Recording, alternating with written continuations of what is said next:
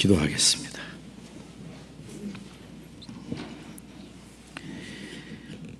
우리를 사랑하시는 거룩하시고 자비로우신 우리 아버지 하나님, 죄 가운데서 영원히 멸망을 받을 수밖에 없는 우리를 불쌍히 여기시고 사랑하셔서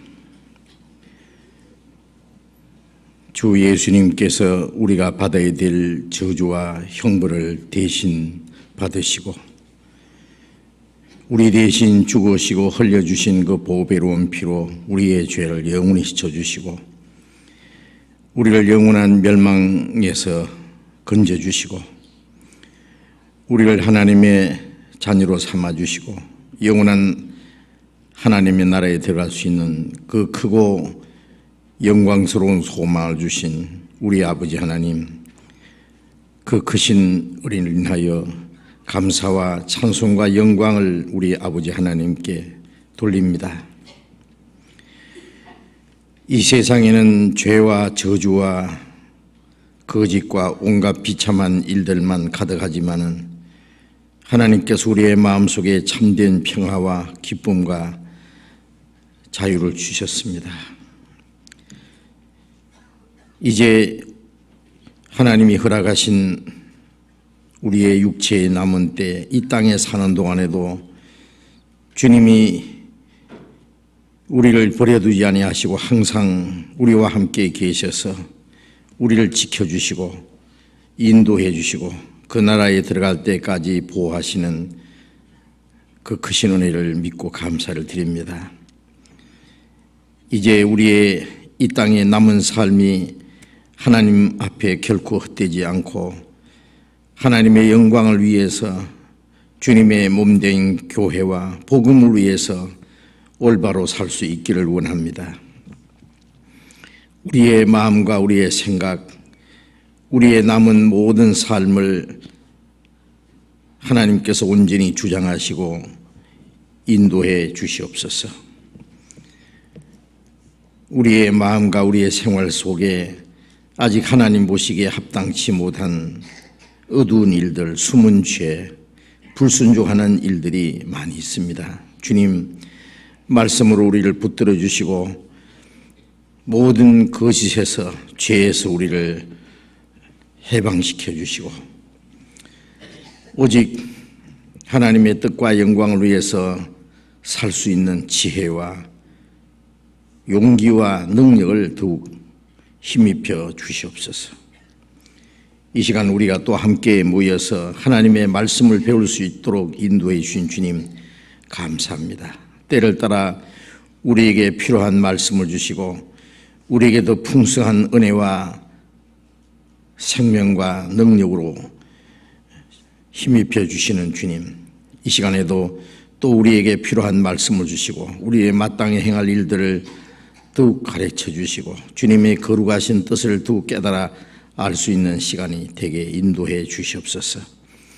이 시간 함께 참여하지 못한 우리 형제 자매들도 일일이 지켜주시고 더욱 주님을 가까이 하고 말씀을 사모하는 마음들을 허락해 주시옵소서. 주 예수님 이름으로 기도드렸습니다. 아멘. 밖에 많이 춥죠? 근데 추운데 왜 오셨어요? 아랫목에 따뜻하게 계시면 좋을 텐데 제가 그런 생각을 했어요. 춥든지 말든지 눈이 오나 비가 오나 우리가 주일날 수요일날 또 우리 그리스도인들이 함께 모이는 시간에 어김없이 빠지지 않고 우리가 함께 모여서 말씀을 배우고 함께 기도하고 함께 찬송하고 교제한다고 하는 것이 얼마나 하나님 보시기에 아름답겠나 그런 생각이 났습니다. 하나님 보실 때 아마 참 아름답게 귀하게 보시라고 생각합니다.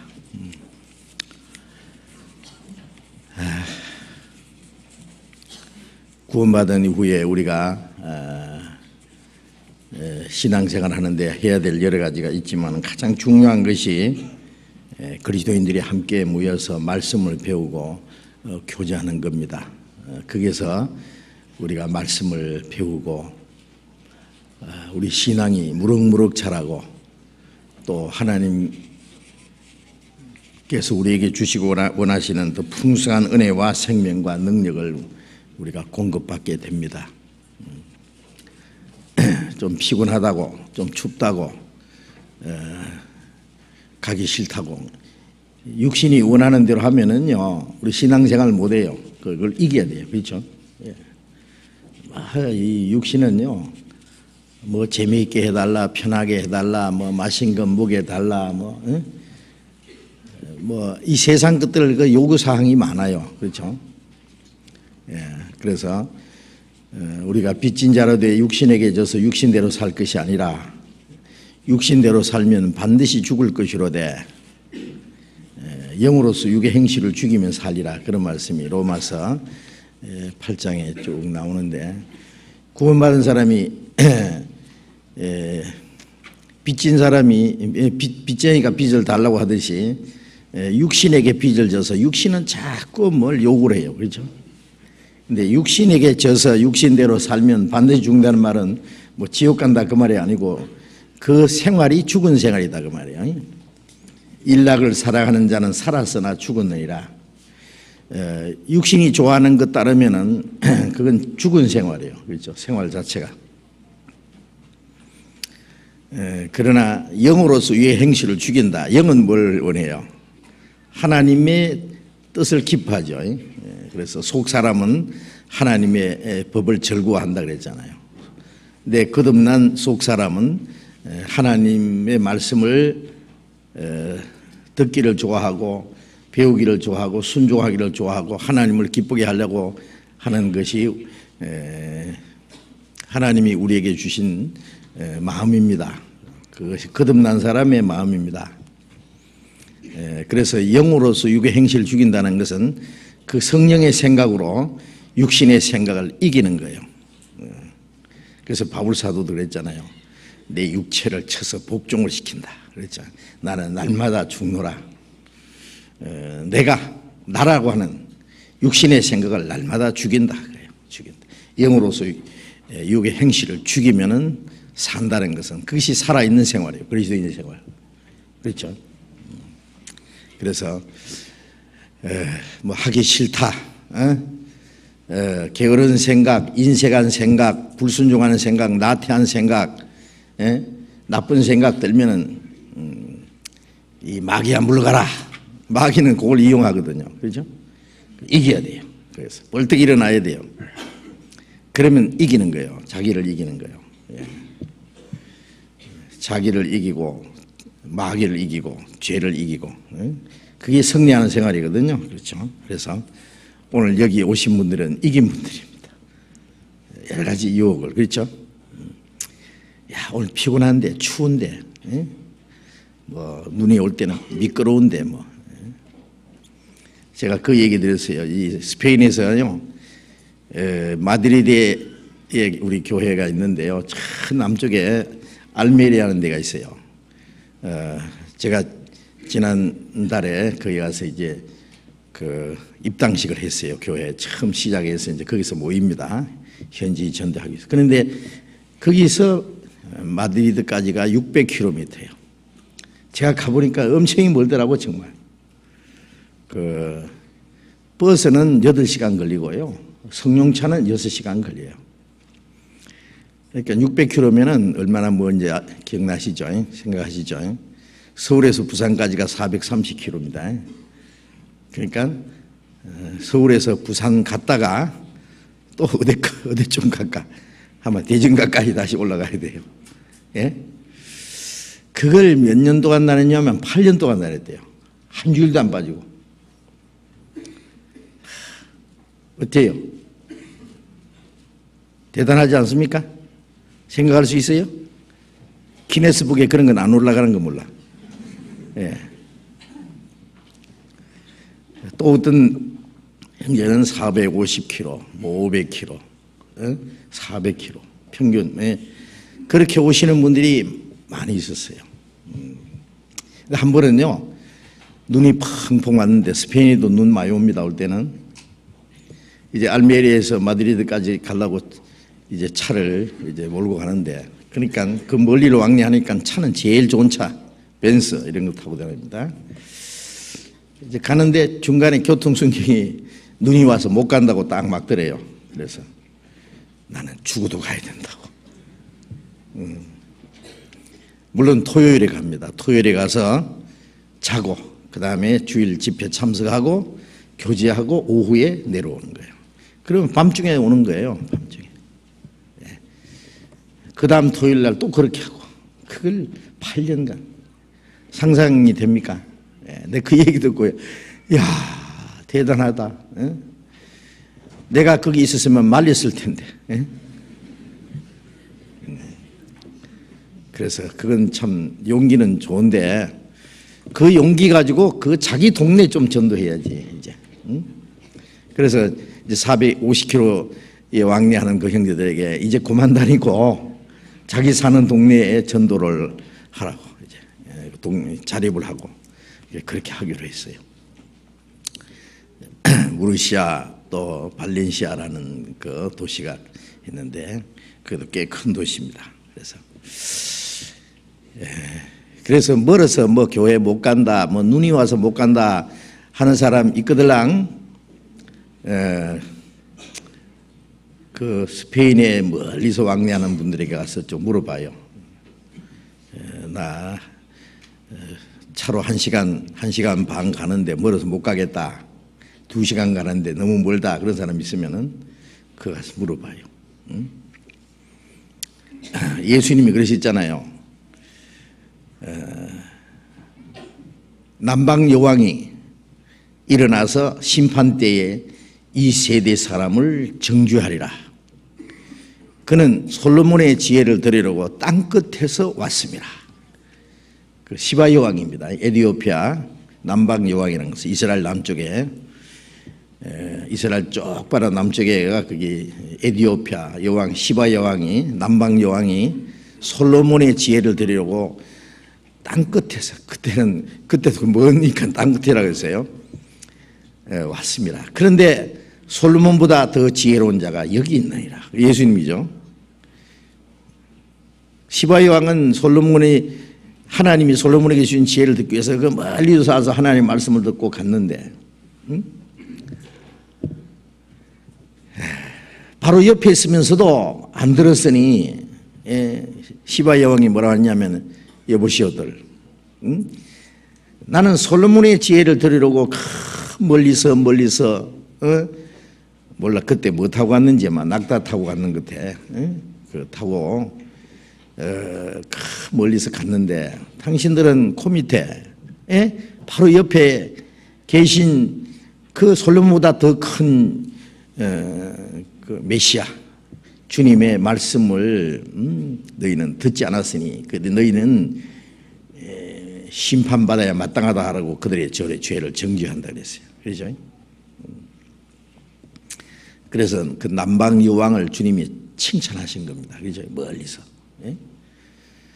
사도행전 8장에 보면은 그 에티오피아에서 구스네시가요 또 솔로몬처럼 솔로몬의 지혜를 들어오는 것처럼 남방 여왕처럼 예루살렘에까지 왔다 갔다 하면서 예배했다 그러잖아요. 하나님이 그 에티오피아의 구스네시 그 하나님께 예배를 하고 말씀을 사모하는 넷이 그 빌립을 보내서 전도해가지고 구원받게 했잖아요. 그래서 멀리서 왕래하고 그렇게 말씀을 사모하는 사람은 하나님도 보시는 거예요. 야, 그 참 대단하다. 그 하나님을 향한 열정이 그리고 진리를 사모하는 마음이 참 가련하다. 갸릇하다. 그래가지고 하나님께서 그 구원받도록 도와주셨잖아요. 우리가 사모하면은 하나님도 도와주세요. 게으른 사람은 하나님도 안 도와주세요. 그죠? 오길 잘하셨죠 오늘? 예? 제가 칭찬하는 게 아니라 주님이 아마 참 칭찬하시고 귀하게 여기시라고 생각해서 잠깐 말씀드렸습니다. 이게 오늘 질문 시간인데요. 수요일에 먼저 질문 잠깐 받고 또 우리 성경 시간 나는 대로 배우겠습니다. 여기 질문입니다. 마가복음 6장 19절부터 29절까지 그랬어요. 마가복음 6장 19절부터 제가 읽겠습니다. 마가복음 6장 19절.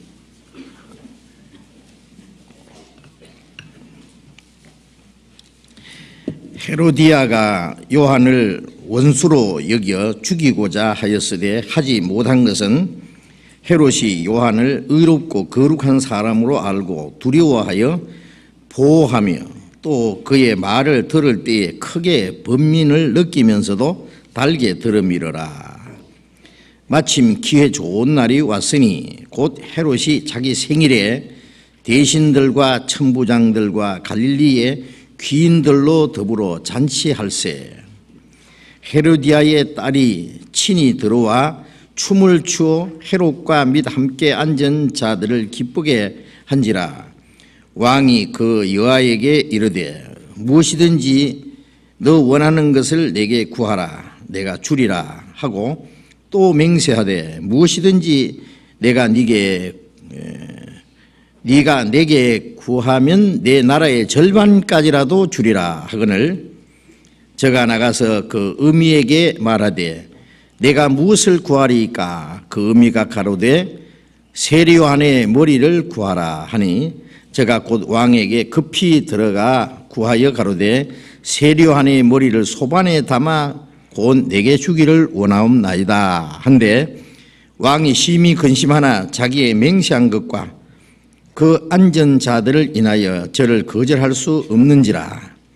왕이 곧 시병 하나를 보내어 요한의 머리를 가져오라 명하니 그 사람이 나가 옥에서 요한을 목베어 그 머리를 소반에 담았다가 여아에게 주니 여아가 이것을 그 어미에게 주니라. 요한의 제자들이 듣고 와서 시체를 가져다가 장사하니라. 이런 내용인데 이 질문이 뭐냐면은 이걸 설명해 주십시오 그랬어요. 좀 더 전도할 수 있으신데요. 아마 이 글자를 보니까 할머니 아니면 할아버지 글자예요. 큼직하게 쓰셨는데 세리요한이 아직 좀 더 전도할 수 있는데 왜 이렇게 빨리 목 잘려 죽었느냐 그런 질문인 것 같습니다. 자, 이제 읽었으니까 이 성경을 좀 잠깐 생각해 봅시다. 이 말씀을. 세리요한은 구약 성경에 미리 하나님이 보내시라고 예언된 사람이에요. 이사야 40장에 보면은 광야에 외치는 자의 소리가 있어 가로되 주의 길을 곧게 하라 그의 첩경을 평탄케 하라. 주님이 오시는데 주님 앞에서 주님을 맞이할 준비가 안 된 사람들에게 맞이할 수 있는 준비를 하라. 예수님 오시기 전에 예수님 앞에서 보냄을 받은 사람 세리요한을 가르칩니다. 또 말라기 3장에 보면은 주님의 크고 두려운 날이 임하기 전에 먼저 그 앞에 사자가 가서 그 길을 예비하리라 그런 말씀인데 역시 세리요한을 가르칩니다. 그리고 요한복음 1장에 보면은 하나님께로 보내심을 받은 사람이 났으니 이름은 요한이라. 그가 증거하러 왔으니 곧 빛에 대하여 증거하고 자기를 인하여 많은 사람이 믿게 하려 함이라. 예수님 앞서 보내서 예수님을 증거해서 믿게 하기 위해서 보냄을 받은 사람. 그래서 예수님이 오시기 6개월 전에 먼저 태어난 사람이죠. 제사장 사가랴, 어머니는 엘리사벳. 그래서 그 사가랴나 그 아내 엘리사벳도 나이가 많았어요. 그런데 하나님이 그 아들을 주신다 그러니까 사가랴가 그 말을 믿지 못해가지고 그 믿지 못한 죄로 세리요한이 태어날 때까지 벙어리가 된 일도 있잖아요. 누가복음 1장에 쭉 보면은요. 하나님이 특별히 보내신 사람입니다. 그래서 세리요한은 못에서부터 성령이 충만한 사람이에요. 못에서부터 성령 충만한 사람은 세상에 아무도 없어요. 못에서부터 싸움 충만한 사람이 있었죠. 예? 못에서부터 뱃속에서 치고받고 싸운 사람. 둘이 있으니까 치고받죠. 누구예요? 에서와 야곱. 그렇죠? 예. 에서와 야곱이 뱃속에서부터 서로 싸웠다. 예? 못에서부터 싸운 사람은 있어도 못에서부터 성령 충만한 사람은 없어요. 세리요한. 그래서 그 예수의 모친 마리아와 엘리사벳은 이 친척 관계예요. 그래서 그 아기를 뵌 두 사람이 만났어요. 만나니까 이 엘리사벳 뱃속에 있는 세리요한이 너무 좋아가지고 뛰놀았어요. 예? 뱃속에 있는 예수님을 보고 뱃속에 있는 누가? 요한이, 이 요한이 아니고 세리요한이, 세리요한이 뛰놀았어요. 예. 예, 너무 기뻐가지고 그러면 그래서 못해서부터 성령 충만했다는 게 특별한 하나님이 보낸 사람이다. 그래서 세리요한이 예수님을 다른 선지자들은 멀리서 그리스도를 증거했는데 세리요한은 자기 앞에 딱 나타나신 분을 가르치면서 보라 세상 죄를 지어가는 하나님 어린 양이라.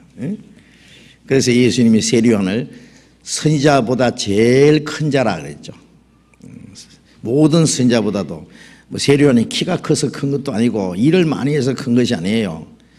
뭐 모세 같은 분, 엘리야 같은 분은 뭐 얼마나 큰 역사를 이루었어요. 거기에 비하면 세리요한은 뭐 그렇게 큰 일을 하지 않았어요. 세리요한이 모든 선지자보다 크다는 것은 뭐 일을 많이 해서 큰 일이 아니고 또 깜짝 놀랄 이적도 행한 것도 아니에요. 세리요한은 아무 이적도 행하지 않았다고 요한복음 10장에 그랬어요.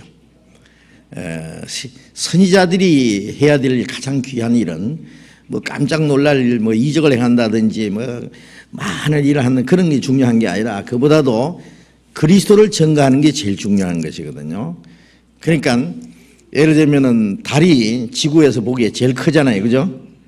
그런데 뭐 커서 큰 것이 아니라 지구에 제일 가까우니까 크게 보이잖아요, 그죠? 그것처럼 세리요한은 모든 선지자보다 크다는 것은 예수님을 가장 가까이서 증거한 사람, 그런 의미에서 세리요한은 큰 자다, 그런 뜻입니다. 그래서 이제 세리요한이 예수님을 증거하니까 많은 사람, 처음에는 많은 사람이 세리요한을 따랐어요. 세리요한이 광야에서 막 회개하라, 천국에 가까우라 외치니까 많은 사람들이 막 모여들었어요. 그러면 세리요한이 예수님을 증거하니까 세리요한을 따른 사람들이 전부 예수님께로 갔어요. 그래서 그 세리요한의 제자들이요, 이제 자기들은 그만 시시가 떨어졌잖아요. 그러니까 세리요한의 제자들이 괜히 시기가 난 거예요. 선생님이 증거하신다가 저쪽에서 세례를 주니까 다 거리로 갑디다. 우리는 이게 뭡니까 이제? 이제 우리는 뭐 사람 오도 안 하고 말이야. 그때 세리요한은 말이 신부를 취하는 자는 신랑이나 그 신랑의 음성을 듣는 친구가 크게 기뻐하느니 나는 이런 기쁨에 충만하였노라. 그는 흥하여야 되겠고 나는 쇠하여야 하리라. 신랑은 예수님이고 신부는 많은 사람들, 그렇죠? 많은 사람들이 예수님께 나가서 구원을 받으면 신부가 되잖아요. 그럼 세리요한은 뭐냐? 중매쟁이다 그 말이에요. 그렇죠? 예. 그러면 중매쟁이는 처녀를 데려다가 누구한테 인도해야 돼요? 예? 중매쟁이가 자기가 데려 살면 돼요? 옛날에 제가 참 목회하던 교회에서요, 참 웃기는 일이 있었어요. 내가 있던 교회에서 나오는 그 처녀가 참 그 얌전한 처녀가 하나 있었는데요. 어떤 선생이 자기 친구한테요, 그 신부를 소개해 준다고, 신부감 하나 소개해 준다고 그 친구를 데리고 가서 선을 배웠어요. 선을 배웠는데 이 중매쟁이가 자기도 총각이에요. 자기가 너무 마음에 들어가지고 그만 가로채버렸어. 그 결혼했어요. 중매하러 갔던 그 총각하고. 근데 선생이에요. 그러니까 친구하고 막 어떻게 됐겠어요? 그 다음에는 나도 몰라 어떻게 된지. 하여튼 문제가 생겼어요. 그 중매쟁이가 가로챈 거예요. 그러면 안 되죠. 몰라, 혹시 뭐 세상에 그런 일이 있지만은 이 세례요한은 자기를 증거하러 온 것이 아니라 예수님을 증거하러 온 사람이에요. 그러니까 많은 사람들이 예수님을 따라가는 게 당연하지, 중매쟁이 따라가면 어떻게 해요? 다만 중매쟁이는 신부를 맞이해서 기뻐하잖아요.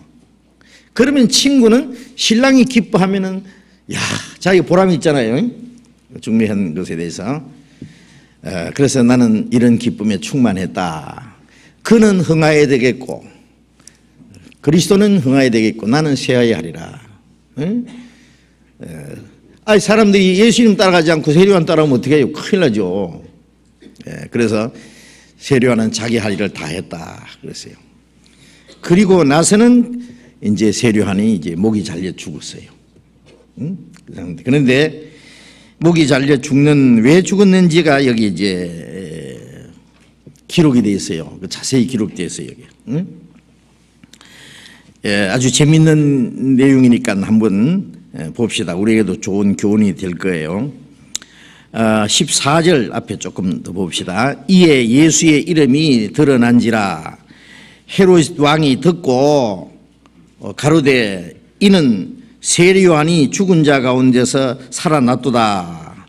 그러므로 이런 능력이 그 속에서 운동하느니라 하고, 예수님이 말이요, 예수님이 그 앞에 13절에 보면 많은 귀신들을 쫓아내며 많은 병진에게 기름을 발라 고치더라. 예수님이요, 예수님 제자들이 예수님만 이적을 행한 것이 아니라 예수님의 제자들도 이제 나가서 전도하면서 많은 이적을 행했어요. 회개하라 하고 전파하고 많은 귀신을 쫓아내고 많은 병자를 고치고. 그 소문을 듣고요, 헤롯 왕은요, 그 원래 유태인인데 로마가 이스라엘을 다스리잖아요. 그러니까 그 로마가 다스리는데 이제 지역을 갈라가지고요 분봉왕을 세웠어요, 여기저기. 그래서 여기 말하는 이 헤롯은 갈릴리와 베레아 지역, 그 지역에 한 부분을 맡은 그 왕이에요, 왕. 그 아버지 헤롯 대왕은 예수님이 탄생했을 때에 그 베들레헴의 아이들을 다 죽여라, 다 죽인, 예수님을 죽이려고요. 마태복음 2장에 아시죠, 내용을? 예수님을 죽이려고 군대를 보내서 베들레헴의 아이들을 두 살 아이로 다 죽였던 대영아 학살을 했던 그 사람의 아들이요, 이 사람은. 그래서 그 세례요한을 결국 죽이고 만 사람입니다. 이 헤롯은 대대로 하나님을 대적하는 그 세력을 가진 그런 집안이 있어요. 그런데 이 헤롯이 예수님의 소문을 듣고, 저 예수라는 사람은 내가 죽인 세례요한이 다시 살아난 것이 틀림없다. 그래서 그 능력이, 세례요한 속에 있는 능력이 예수라는 사람 속에 있다. 그 당시는요, 어떤 사람이 죽으면은 그 영혼이 다른 사람의 몸 속에서 들어가 가지고 다시 태어난다 하는 그런 미신, 또 어떤 학설을 어떤 그것을 믿는 그런 일이 있었어요. 물론 미신이죠. 요즘에도 뭐 그런 게 있잖아요. 윤회설, 사람이 죽으면은 뭐 짐승으로도 태어나고, 그 다음에 또 사람으로도 태어나고. 그래서 어떤 사람 뭐 너무 험악한 당하면 전생에서 얼마나 죄를 지었길래 이 생에서 또 이렇게 고통을 받느냐, 그런 말 하잖아요. 그래서 그 당시 사람들도 사람이 죽으면은 영혼이 또 다른 사람 속에 들어가서 태어난다, 다른 사람으로 태어난다, 이런 것이 있었던 것 같아요. 그래서 내가 죽인 세류안이 이제 다시 태어났다, 예수님을 보고. 그러니까 그런 능력이 그 속에 있구나. 세류안은 이적을 행했지만, 세류안 해가지 알았지만 세류안 속에는 하나님의 능력이 있었잖아요. 꼭 이적을 행하면 능력입니까? 막 얼마나 말씀이 능력이 있는지 말이에요. 그래서 그런데 15절에 보면은 어떤 이는 그가 엘리야라 하고, 옛날에 이스라엘 민족에 그 엄청난 이적을 행했던 그 엘리야 있잖아요. 엘리야가 다시 났다. 어떤 이는 이가 선지자니 곧 예선지자 중에 하나라. 구약시대의 선지자 중에 한 사람이, 그 선지자가 다시 예수 속에 태어났다. 예수님을 하나의 선지자로 여기는 거예요. 하되 16절에 헤롯은 듣고 가로되 내가 목배인 요한 그가 살아났다 하더라. 세류안, 헤롯은 내가 목배어 죽인 그 세류안이, 요한이 다시 살아난 것이 틀림없다.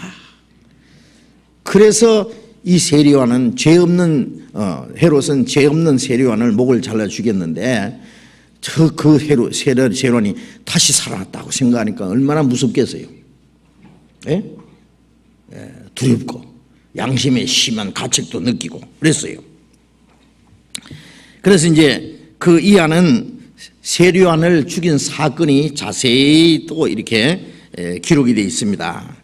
그래서 17절에 전에 헤롯이 자기가 동생 빌립의 아내 헤로디아에게 장가 등고로 이 여자를 위하여 사람을 보내어 요한을 잡아 옥에 가두었더니, 헤롯이 말이에요, 자기 동생의 아내를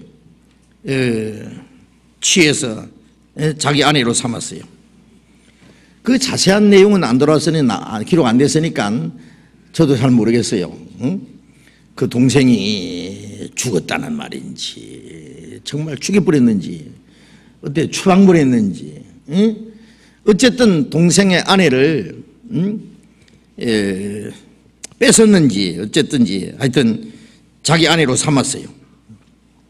그런데 레위기 20장 21절에 보면은 그 형제의 아내를 취하지 마라 그랬어요. 그거는 가정한 일이다. 동생의 아내를 취하는 것은 가정한 일이다 그랬어요. 그래서 이건 율법적으로 아주 큰 죄가 되는 거예요. 이 헤롯도 유대인이기 때문에 그 율법을 알 텐데 그런 나쁜 짓을 했어요. 그것 때문에 세류안이 이 헤롯을 책망했어요. 헤롯! 그랬겠죠? 헤롯이 이제 그들먹거리고 이제 말을 타고 이제 세류안이 세례 주는데 와서 사람들이 모이니까, 헤롯! 이놈아! 네가 네 동생을 쫓아내고 그 아내를 뺏었어, 이 나쁜 놈아! 회개해라! 그랬겠죠.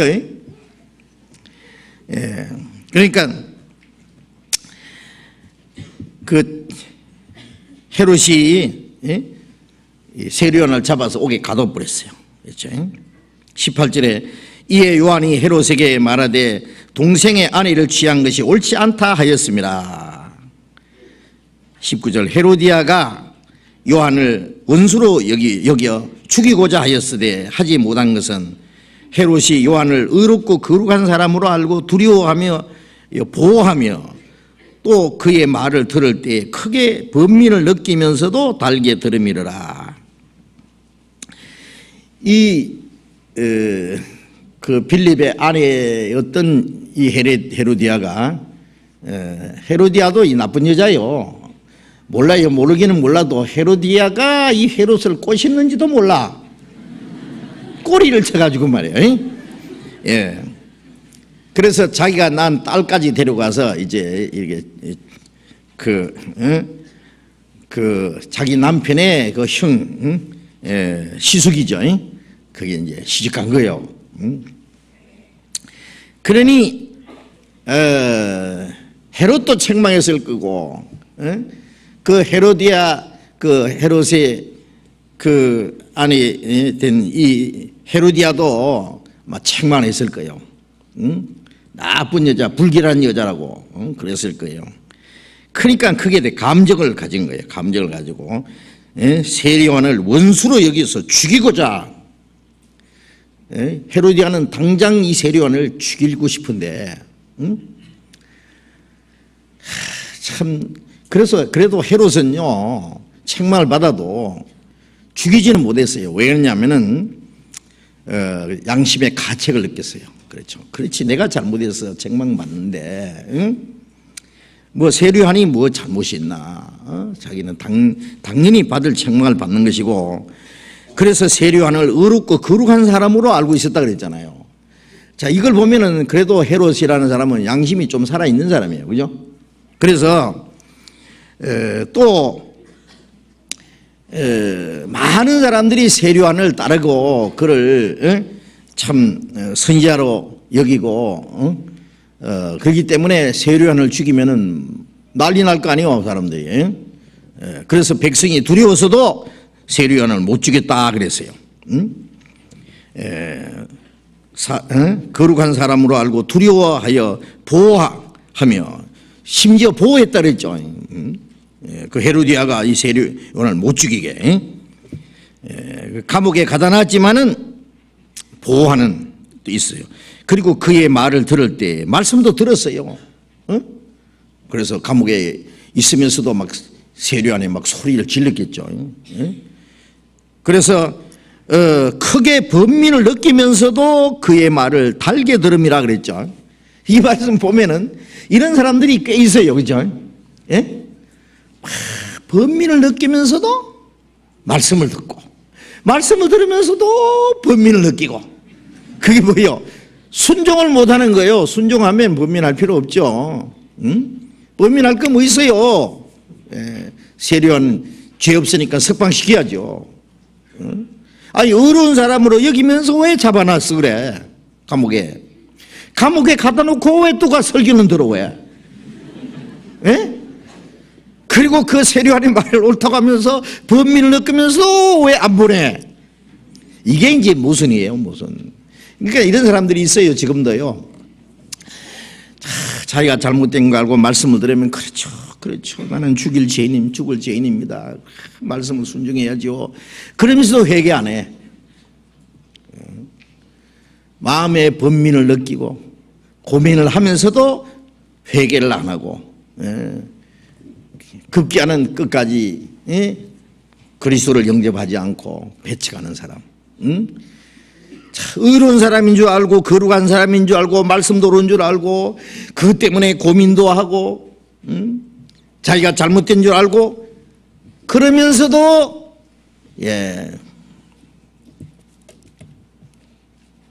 결국은 세리요한을 목 잘라 죽이는 그 큰 죄를 범하는 이 헤롯이 얼마나 큰 모순이에요. 그렇죠?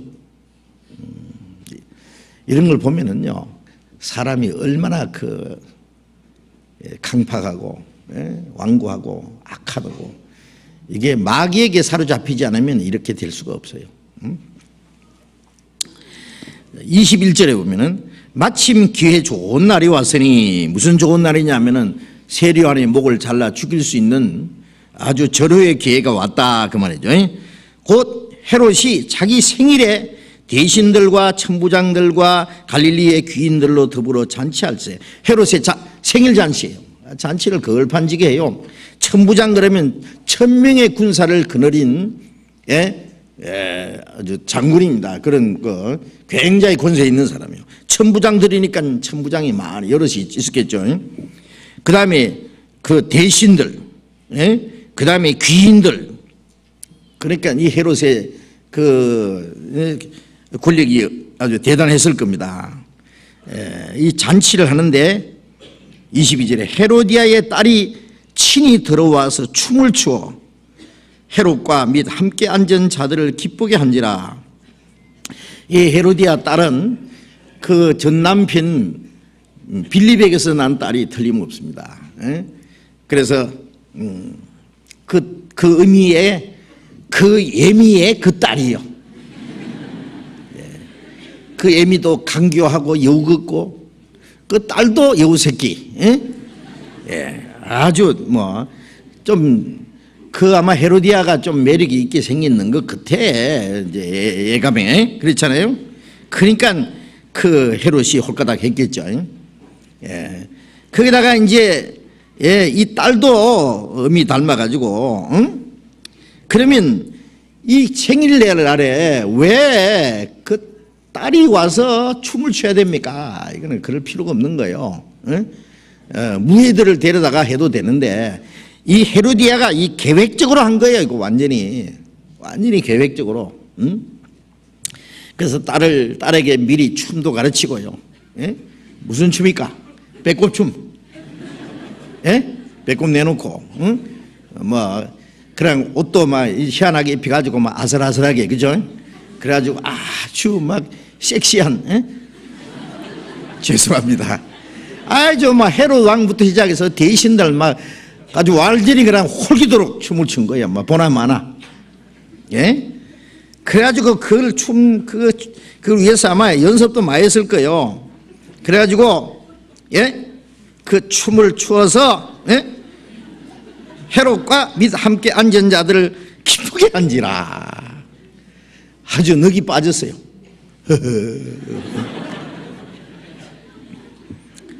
재밌죠? 이왕 얘기할 바에는 재밌게 하지 뭐. 근데 더 재밌게 할 수 있는데 이 정도라. 왕이 그 여아에게 이르되 무엇이든지 너 원하는 것을 내게 구하라. 내가 주리라. 여아라 그랬으니까, 여아라 그러면은 그렇게 나이가 많지 않아요. 대여섯, 18, 한참 한 이쁘게. 그 여아에게 이르되 너무너무 기분이 좋은 거예요. 헤롯이 지금.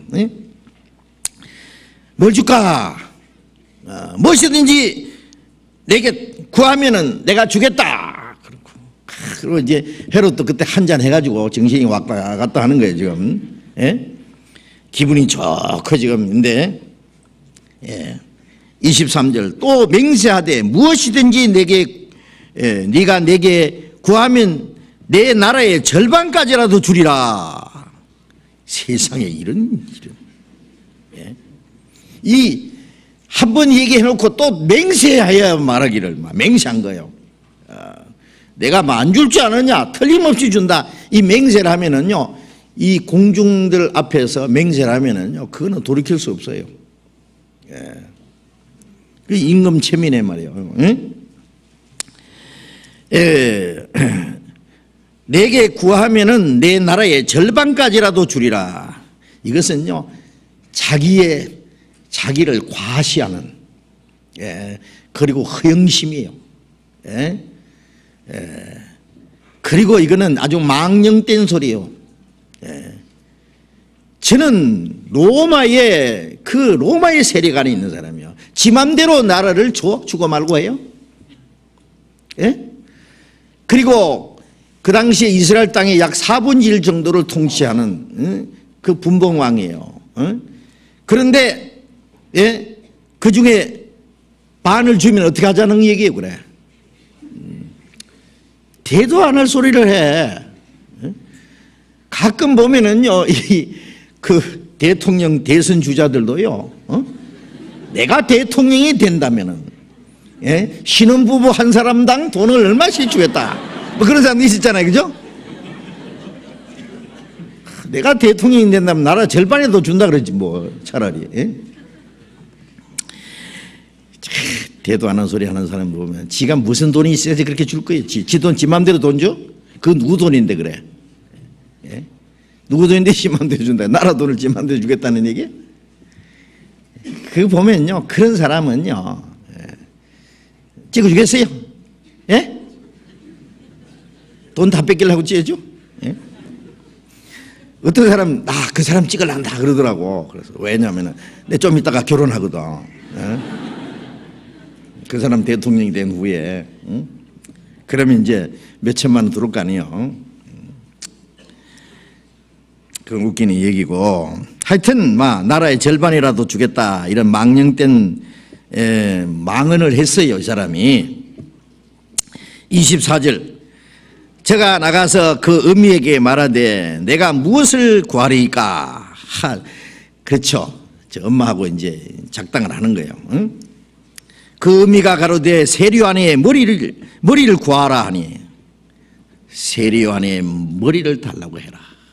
이거는 막 미리 짜놓은 이 각본이요. 완전히 세류안을 죽이려고 아주 계획적으로 한 것이니까. 그래서 25절에 저가 곧 왕에게 급히 들어가. 이거 뭐냐면 왜 급히 들어갔냐면은 이 왕이 이 열기가 식기 전에, 그죠? 기분이 식기 전에 해야죠. 셋불은 당김이 빼야 되니까. 가로되 세류 안에 머리를 소반에 담아 곧 내게 주기를 원하옵나이다 한데 왕이 심히 근심하나 자기의 맹세한 것과 그 앉은 자들을 인하여 저를 거절할 수 없는지라. 여기요, 이 헤롯 왕이 얼마나 완전히 이 그 여우 같은 헤로디아하고 그 여우 새끼하고 같이 작당을 해가지고 헤롯 왕을 완전히 넘어뜨리려고 한 거기에 괴계에 완전히 말려 들어간 거예요, 이게 헤롯이. 헤롯이 정신을 바짝 차려가지고 내가 무슨 짓이야 지금 이게. 정신 바짝 차려가지고 안 돼! 그것만 안 돼! 그건 절대로 할 수 없는 일이야. 왜 죄 없는 세례요한을 죽여야 돼? 이렇게 나가야 되잖아요, 그죠? 이것은 의인을 죽이는 그 죄는 보통 사람을 죽이는 살인죄보다는 달라요. 이스라엘 백성들이 그리스도를 배척한 죄로 그 민족이 몽땅 전 세계에 들어서 2000년 가까이 그렇게 비참하게 죽었는데 죄 없는 세례요한을 죽이는 죄는 죄가 안 되겠어요? 의인을 죽이는 죄는 그 죄는요 대대로 그 갚아도 다 못 갚아. 그런데 그 죄를 그렇게 쉽게 지어요? 자기가 말을 잘못했으면 고쳐야지. 그 말 맹세했는 그걸 사람들 앞에 자기 체면 때문에, 자기 과시 때문에,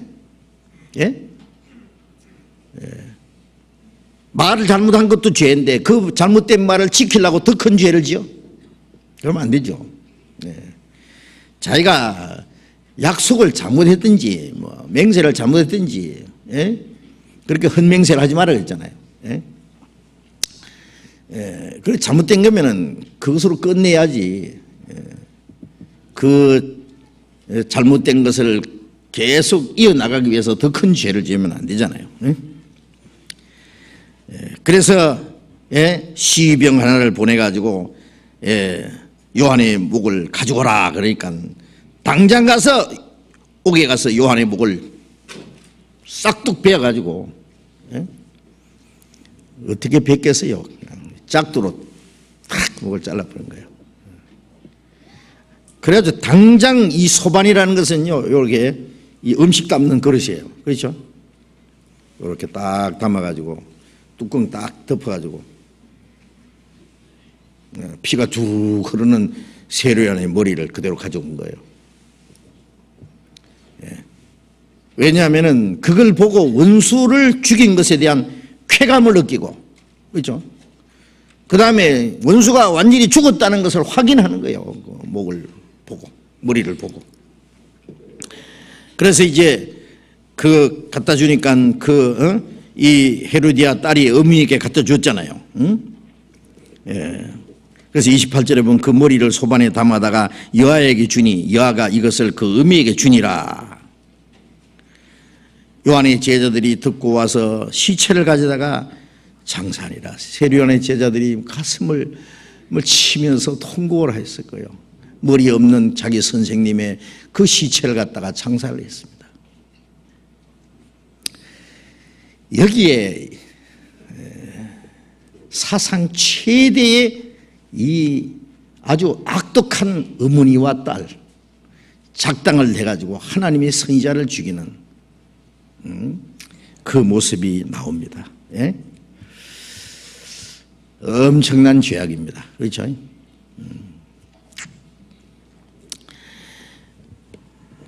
자, 여기서 이제 질문 내용이 왜 세례요한이 그렇게 죽어야 되느냐?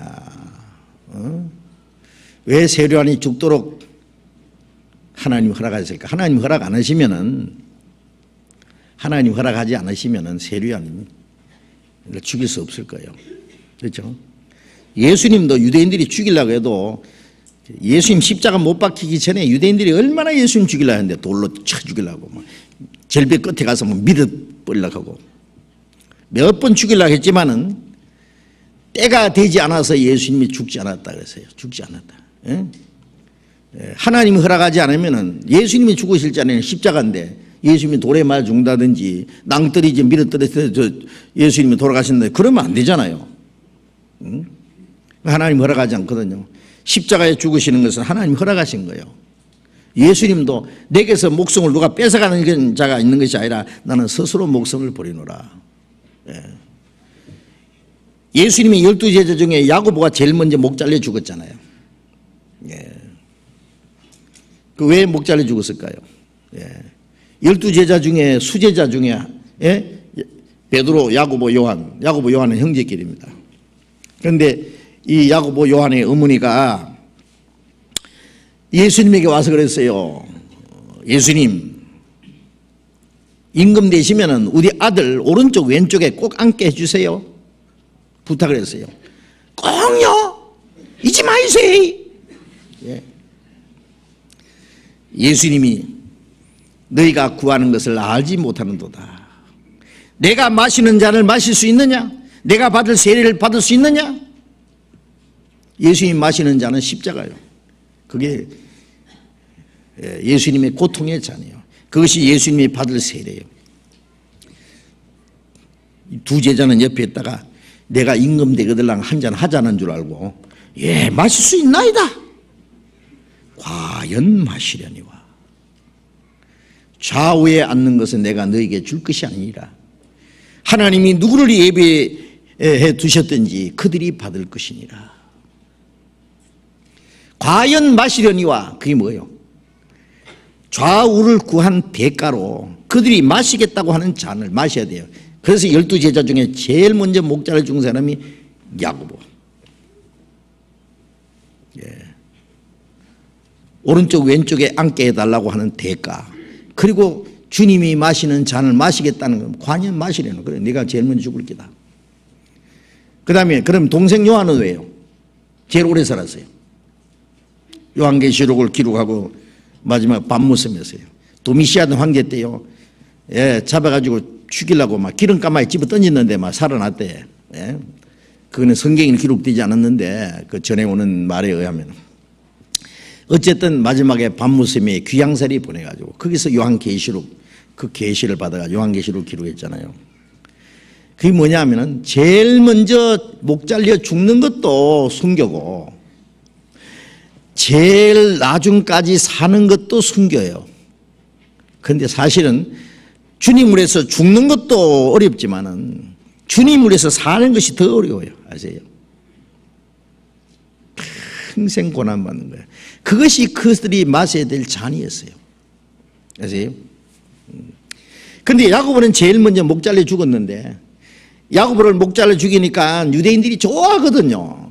그래서 헤롯이 백성들에게 환심을 사기 위해서 되었다 그러면 이번에는 12제자 중에 수제자 베드로를 딱 잡은 거예요.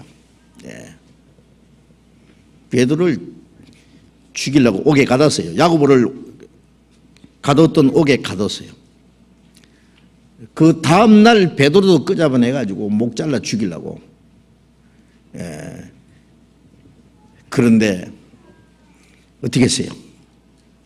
천사를 보내가지고 베드로를 옥에서 꺼냈잖아요. 첩첩이 옥문을 장가 걸어 잠그고 군병들이 지키는데 군병들 전부 잠을 자게 했어요. 잠들게 하고. 그 다음에 이 베드로가 쇠고랑이를 차고 깊이 잠이 들었어요. 내일 아침이면 주님 만날 거 생각하니까 목 잘리면 주님 만나잖아요. 얼마나 좋은지 그냥 잠이 들었어요. 천사가 막 옆구리 탁 차서 이라 꿈꾸는 줄 알았대요. 꿈꾸는 줄. 쇠고랑이가 착 그렇게 다 부서져.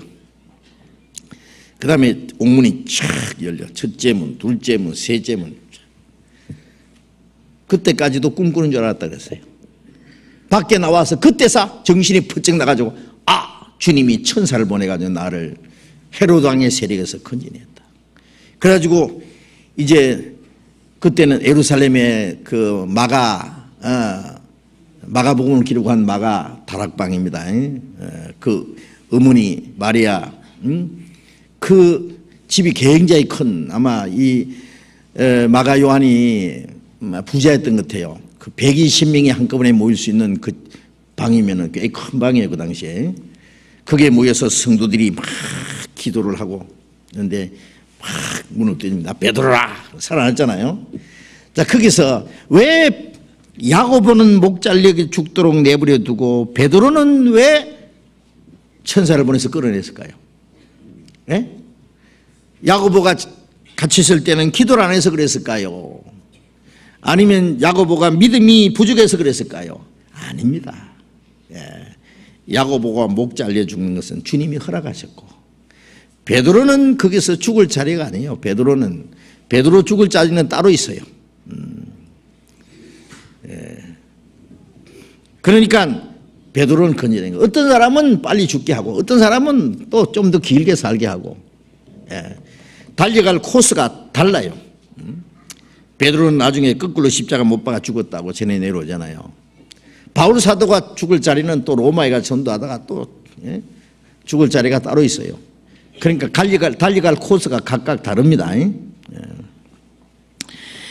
세례요한도 주님이 허락하지 않았으면은 여기 헤로디아가 아무리 세례요한의 목을 자르고 싶어도 못 잘랐을 거예요.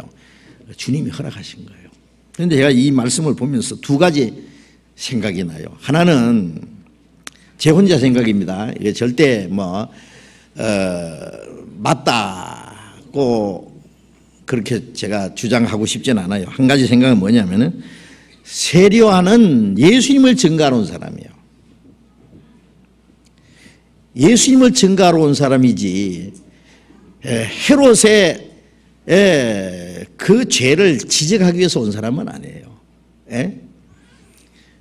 그래서 예수님을 증거하는 증거가 딱 끝나면은 세례요한은 그것으로 자기 할 일을 다 한 거예요. 물론 세례요한은 그 당시에 엄청난 세례를 가진 헤롯 말 한마디면 목이 달아날 것을 다 알아요. 그런 권세가 있는 것을 알지만은 그 헤롯의 권세를 무서워하지 않고 헤롯의 그 잘못된 죄를 백성들 앞에서 그대로 지적한 거예요. 헤롯을 책망한 거예요. 담대하게. 물론 그것이 선지자의 할 일입니다. 선지자들은 죽는 것을 두려워하는 사람이 아니에요. 하나님의 말씀이 이렇다 증거하고 목이 달아나도 그 말씀을 증거하다가 실제로 하나님의 말씀을 증거하다가 죽은 사람이 얼마나 많아요. 구약시대 선지자들도 많이 죽었죠. 하나님 말씀 증거하다가. 증거하는 것이 하나님의 뜻이고, 그리고 그 증거하다가 죽는 것도 하나님 뜻이에요. 다니엘과 세 친구는 바벨론에서 왕들이 만들어 놓은 우상 앞에 절하지 않았다는 그 죄로 다니엘 세 친구는요 풀무불에 집어 던졌잖아요. 왕이 우리를 풀무불 속에 던져 넣어도 하나님이 우리를 건지실 것이고, 건지시지 않을지라도 하나님이 우리를 풀무불 속에서 타 죽도록 내버려 둘지라도 우리는 왕 앞에, 왕이 만든 신상 앞에 절하지 않을 줄 아옵소서 그랬죠. 던져도 하나님이 건지실 것이고 건지시지 않아도 좋습니다. 우리의 마음은 어떤 경우에도 우리는 그 우상 앞에는 절을 할 수 없습니다. 왕이 화가 나서 막 풀무불을 막 7배나 뜨겁게 해가지고 막 꽁꽁 묶어 집어 던져버렸잖아요. 왕의 명령이 하도 급해가지고 집어 던지는 사람이 막 불에 막 타 죽어버렸어요. 던지는 사람이. 7배는 뜨겁게 하니까. 그런데 던졌는데 가만히 보니까 불 속에 사람들이 왔다 갔다 하거든. 하나, 둘, 셋, 넷. 야, 몇 사람 던지냐? 3사람 던지죠. 그럼 왜 4사람 그러는 건데? 근데 한 사람은 신의 아들 같대. 누굴까요? 아마 예수님일 거예요. 예. 왜냐하면은 하나님이 사람의 모습으로 구약 때도 아브라함에게도 2번이나 나타났잖아요. 그 예수님이라 그랬죠. 그래 아브라함이 예수님 봤다는 말이 그 말이에요. 그래서 나오너라 그러니까 3사람이 나왔잖아요. 머리도 거슬리지 않고 옷도 타지 않고 불탄 냄새도 없더라. 하나님이 하시면 불에 던져도 안 죽어. 그렇죠? 다니엘은 막 사자굴이 집어 던졌는데 하나님이 사자 입을 막아버렸잖아요. 그 다음에 다니엘을 죽이려던 사람 집어 던지니까 막 땅에 떨어지기 전에 막 사자가 막 그 뼈까지 막 부서졌다 그랬죠. 하나님이 지키시면은요, 죽이고 싶어도 못 죽여. 그러면 어떨 때는 선지자가 죽는 것을 허락하셔요. 어떨 때는 허락하지 않고. 바울 사도가 몇 번이나 죽을 뻔했잖아요. 여러 번 죽을 뻔했다. 그거 하나님이 허락하지 않았어요. 바울 사도가 죽을 자리는 따로 있어요. 로마에 가서 마지막 목 잘려 죽는 거 그건 하나님이 허락하셨기 때문에 그렇게 죽었어요. 하나님이 허락하시면 살아야 돼요. 죽고 싶어도 살아야 돼요. 하나님이 허락하시면 살고 싶어도 죽어야 돼요. 그죠? 자, 그런데 여기서 조금 아쉽게 생각되는 것은 세류한이 마지막 목 잘려 죽은 것은 헤롯의 그 부정한 그 죄를 책망했기 때문에 죽었다. 그것이 조금은 껄끄러워요. 왜 그러냐면은 그리스도를 증거하다 죽은 것이 아니라 헤롯의 죄를 지적하다가 죽었거든요.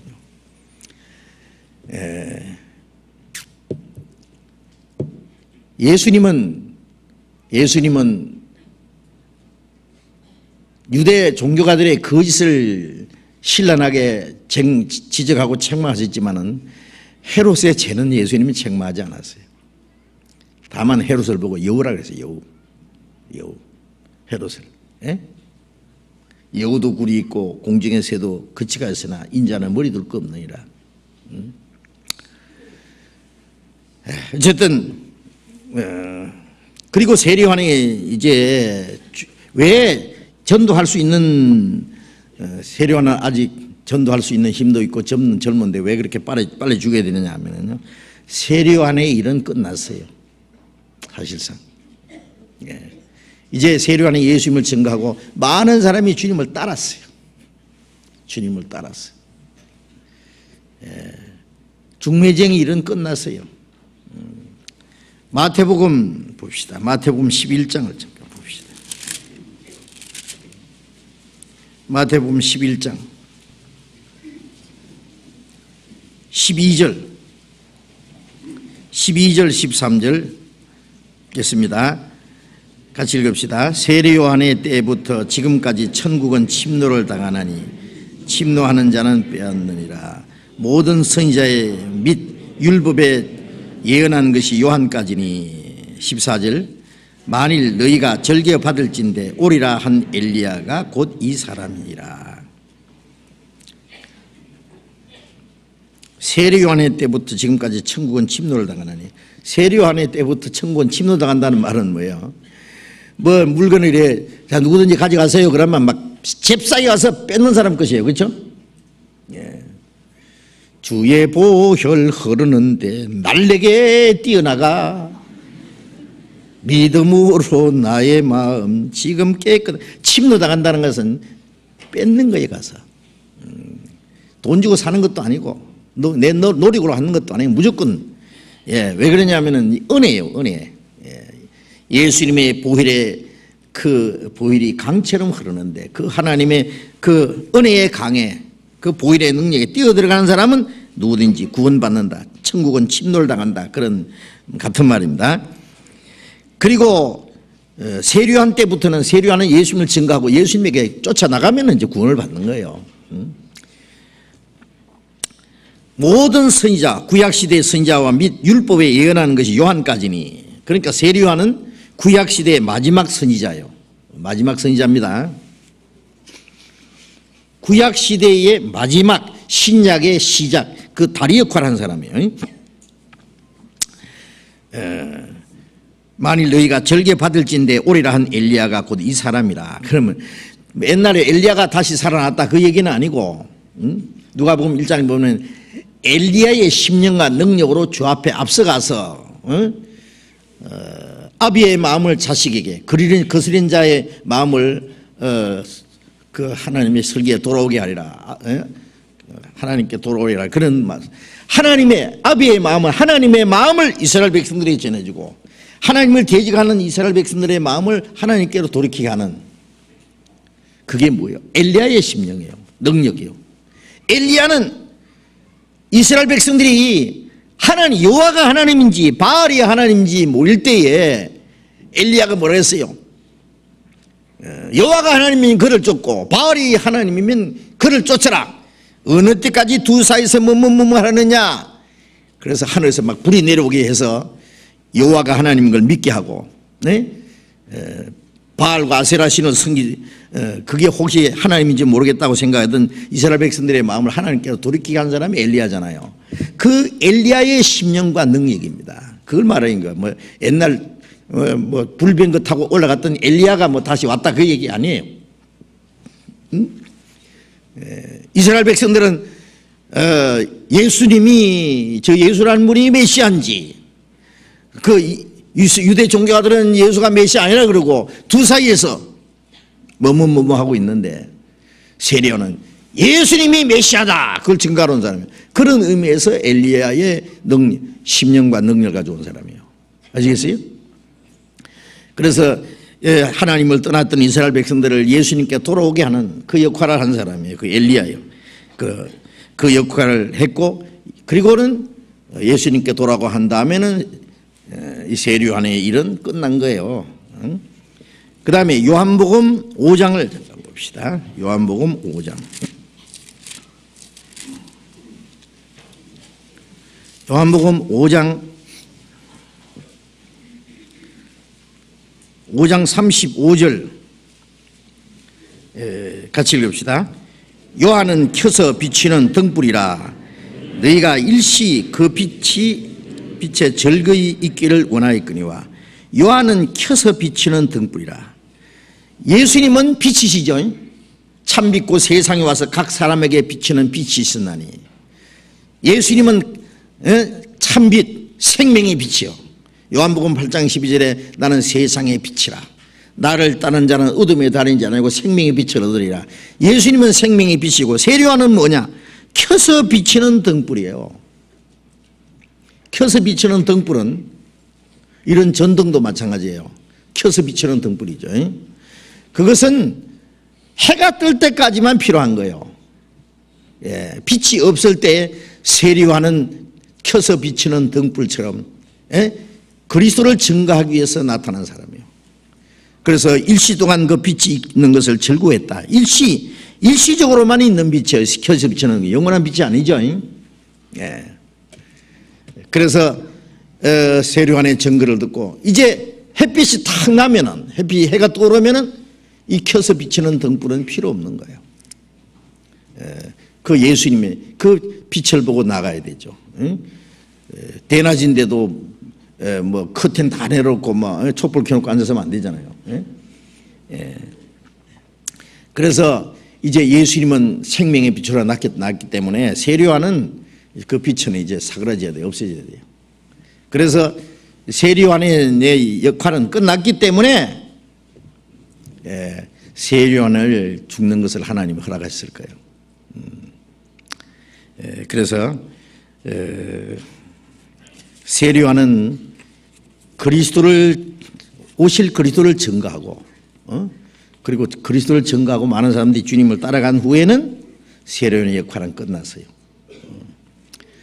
세류한은 이 땅에 오신 그리스도, 예수님이 유대인들에게입니다. 세례요한은 유대인들에게 예수가 그리스도라는 걸 증거하러 온 사람이고, 예수님이 죽으시고 부활하신 후에 우리는 죽으시고 부활하신 예수님이 만민의 구주가 되셨다는 것을 전하는 것은 우리가 하는 거예요. 그렇죠?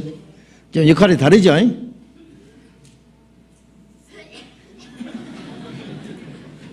역할이 다르죠? 표정이 왜 그래? 예. 맞아요. 예. 그 세례요한은 구약시대의 마지막 선지자라 그랬잖아요. 우리는 예수님이 죽으시고 부활하신 후에 그 그리스도를 증거하는 사람이에요. 그리스도. 예? 그런 것이 다릅니다. 자, 그리스도를 증거한다는 의미에서는 같지만은 그 증거하는 내용이 이제 세례요한하고 달라요. 자, 그 다음에 이제 질문을 조금 더, 다른 질문입니다. 구원받은 지 얼마 되지 않은 형제입니다. 아직 분별이 잘 되지 않아서 생활 속에 궁금한 것을 여쭙고 싶습니다. 첫째, 제사를 지내는 부분인데요. 상만 차리고 절을 하지 않으면 문제가 되지 않는지요? 이 제사 문제. 참 오랫동안 제사하시던 분들은요, 이게 참 그 제사가 문제가 돼요, 사실. 그런데 이제 구원받은 사람 자신에게는 문제가 안 될 거예요. 왜냐하면 집안 어른들도 계시고 뭐 친척들도 뭐 있고, 그래서 이제 등등 이 제사라는 것이요, 오랫동안 이 관습적으로 전통적으로 지켜온 것이기 때문에 이 단번에 그만둔다는 것은 참 그 여러 가지 문제가 있어요. 그런데 이 제사는 먼저 이거는 유교에서 나온 거예요. 중국에서 들어온 거예요. 이게 유교 사상입니다. 이게. 그게 뭐냐면은 부모님 살아실 때 효도를 못한 사람이 돌아가신 후에, 그걸 후회하고 그 돌아가신 부모님을 생각하면서, 제삿날은 살아가시던 날이에요. 살아계시던 날. 그래서 살아계시던 부모님을 생각하면서 못다한 효도를 하기 위해서 부모님 좋아하시는 음식 차려놓고, 만만진수 잡수라고 불어나 못 먹는 음식 돌아 앉아 웃으며 지가 먹네요. 그런데요, 이게 모순이라는 게 뭐냐면은요,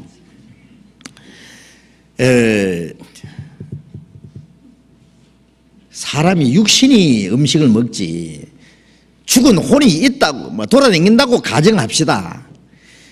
그 혼이 그 음식 먹겠어요, 그래? 예? 사람이나 짐승이나 육신이 먹는 것이지 영이 무슨 음식을 먹어요, 영이. 예. 물론 죽은 혼이 이 세상에 못 돌아다닙니다. 예.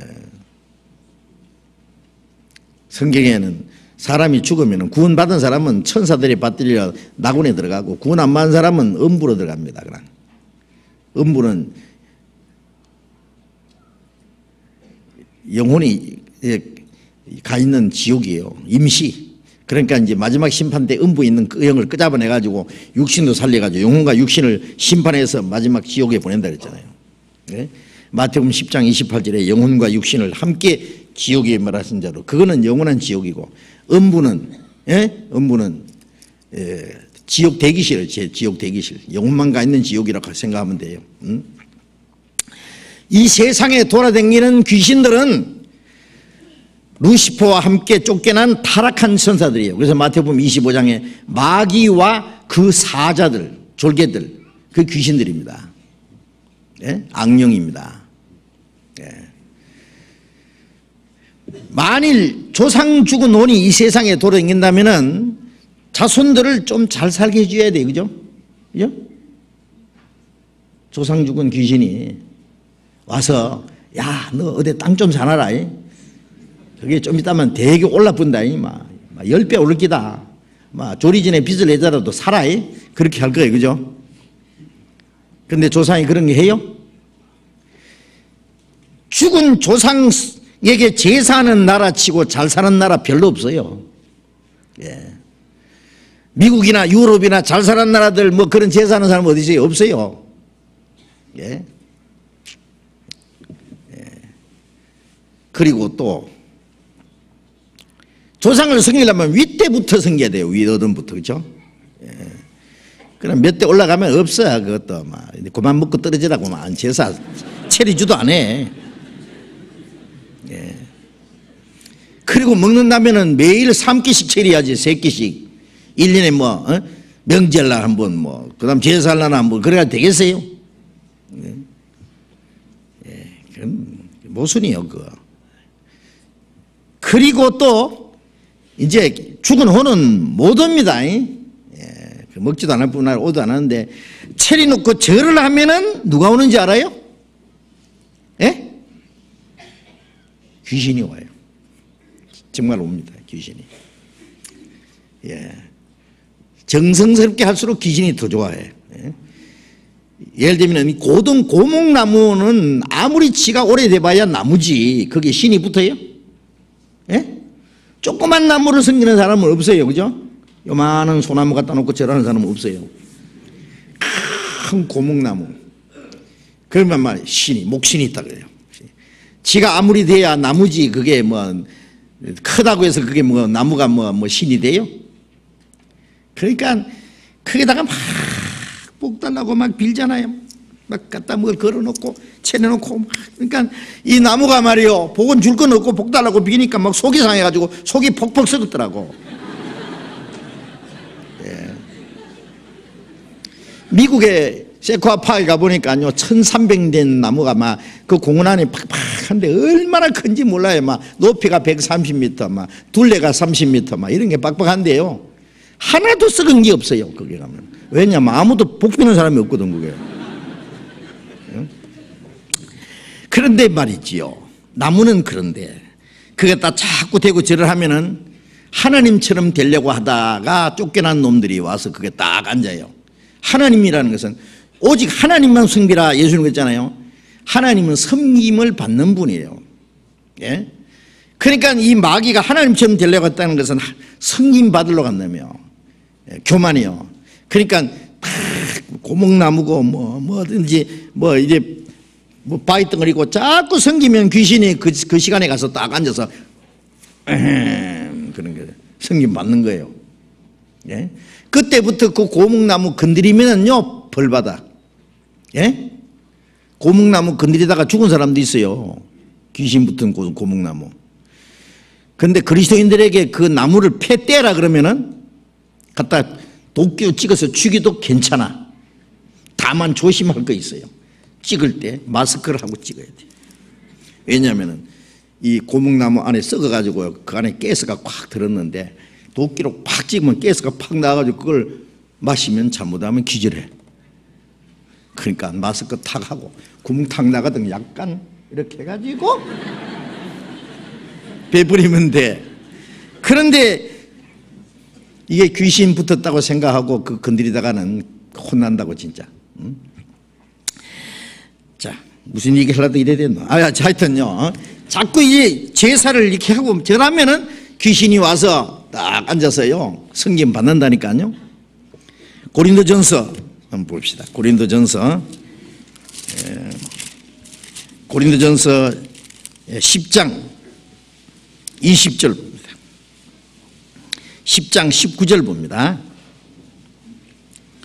10장 20절 10장 20절 고린도전서 10장 20절 같이 읽어봅시다. 대저 이방인의 제사하는 것은 귀신에게 하는 것이요 하나님께 제사하는 것이 아니니 나는 너희가 귀신과 교제하는 자 되기를 원치 아니하노라. 이방인 하나님을 모르는 사람들이 하는 제사하는 것은 귀신에게 하는 것이요 하나님께 제사하는 것이 아니니 나는 너희가 귀신과 교제하는 것을 원치 아니하노라. 그러니까 귀신과 교제하는 거죠. 그래서 우리가 이제 제사는 꼭 절을 하잖아요. 그게 그죠? 예. 절을 한다는 것은 섬기는 거예요. 하나님의 형상을 입은 사람이 하나님을 섬기는 것은 좋지만은 귀신을 섬기는 안 돼. 살아있는 사람에게 절하는 것은 그거는 존경하는 표시로 하는 것이지 공경하는 표시지 그걸 우상 숭배하는 게 아니잖아요. 사람도 신으로 섬기고 절하면 안 되죠. 그러나 사람에게 절하는 것은 서로 존경하는 표시지 그건 섬기는 거 아니잖아요. 그런데 생명 없는 것에다 대고 절하는 것은 그건 우상숭배예요. 그렇죠? 그건 귀신 섬기는 것과 같아요. 그래서 안 하는 겁니다. 예, 그리스도인들은. 그런데 여기 질문은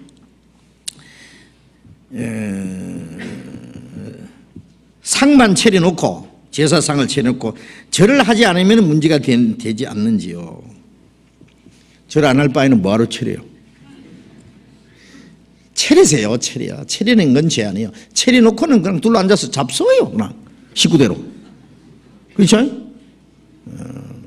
귀신 오기를 기다리지 말고 자, 상 차려라 그러고는요. 그런데 이 제사상 보면요, 조상들이 좋아하는 거 차리는 것도 아니에요. 아버지가 보신탕을 좋아하면 보신탕을 끓여가지고 차려야 되는데 제사상에 보신탕 내놓은 사람 없죠? 그죠? 왜? 귀신이 안 좋아한대, 보신탕. 예. 그 벌써 잘못된 거예요. 그래서 뭐 제사상에다가 뭘 차리고 뭐 어디는 어때 놓고 뭐 복잡해. 그렇게 하지 말고 식구들 좋아하는 거 차리세요. 야, 오늘은 아무개 할아버지 살아계시던 날이다. 그 할아버지 참 훌륭한 분이다. 너희들 모르지? 그 자손들에게요, 우리 할아버지 참 훌륭한 분이다. 가난한 사람을 돕고 착하게 살라고 교훈하신 분이다. 아니면 이제 참 믿음이 좋은 분이다. 큰 성경을 많이 읽으시고 기도하시고 그렇게 신앙생활 잘하라고 교훈하신 분이다. 그러면서요, 그 부모님이 하여튼 좋은 것 교훈을 하고, 그 다음에 이제 가족들이 모여서 친목을 도모하고, 그런 것이라면은요, 그걸 뭐 추도식이라고 해야 될까? 꼭 하고 싶으면요, 돌아가신 분을 위해서 하는 게 아니라 살아있는 자손들 위해서 하는 거예요. 예.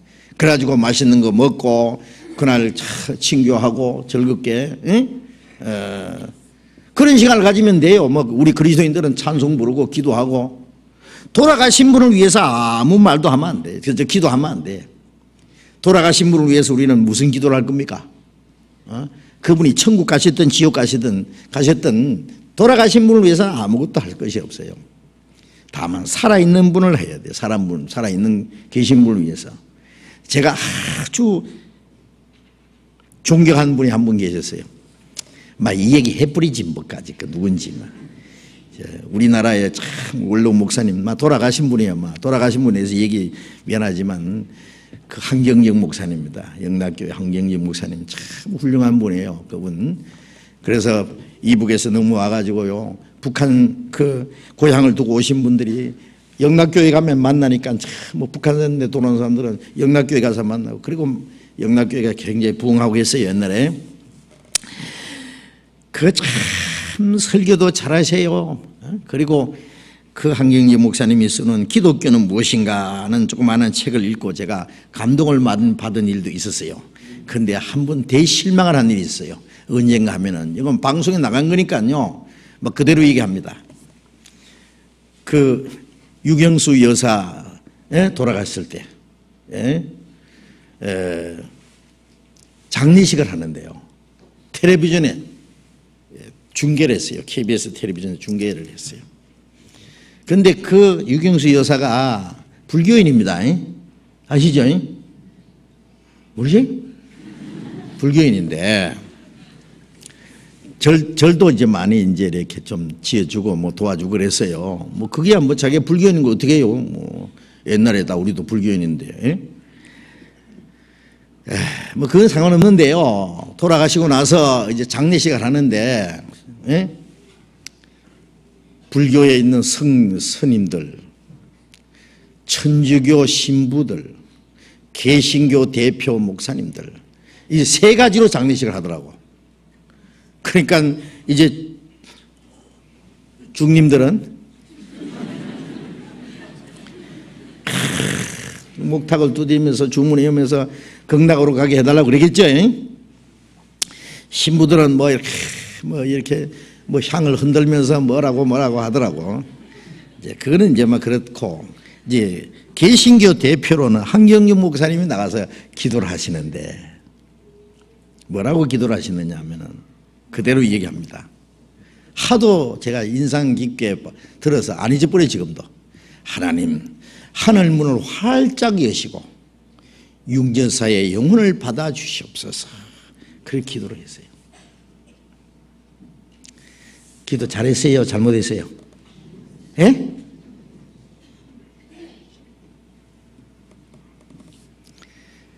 죽은 사람을 위해서는 기도를 못해요.